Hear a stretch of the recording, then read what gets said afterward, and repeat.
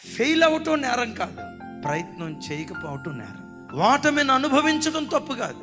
జీవితంలో ఆత్మీయ పోరాటం అన్న తర్వాత గెలుపోటములు వస్తాయి. అవును, బాప్తిస్మం తీసుకున్నావు, దేవుని కొరకు బ్రతకాలనుకున్నావు, సిగరెట్లు మానేయాలనుకున్నావు, సినిమాలు మానేయాలనుకున్నావు, దేవునికి అయిష్టమైన కార్యం ఏది చేయకుండా ఓ నికార్సైన భక్తి జీవితం చేయాలనే నువ్వు బాప్తిస్మం తీసుకున్నావు. ఆ తపనే లేకపోతే నువ్వెందుకు బాప్తిస్మం తీసుకునేవాడివి?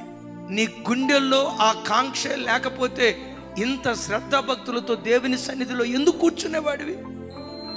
కోరుకున్నట్లుగా జీవించలేకపోతున్నా, పదే పదే పడిపోవటం దేవుడు నేరంగా ఎంచడు. అలాగని పడిపోమని కాదు నేను చెప్పే మాట.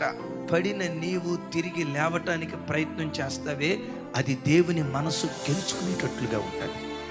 ప్రభా, నేను లేవాలి స్వామి, ఈ పాపపు ఊబిలో బ్రతకటానికి నాకు మనసు లేదయ్యా, నీకు అయిష్టమైన ఈ రోత జీవితం జీవించడానికి నాకు మనస్సు లేదయ్యా, నేను పైకి లేస్తానయ్యా అని లేవటానికి ప్రయత్నం చేయటానికి ఒక్కడుగు ముందుకే.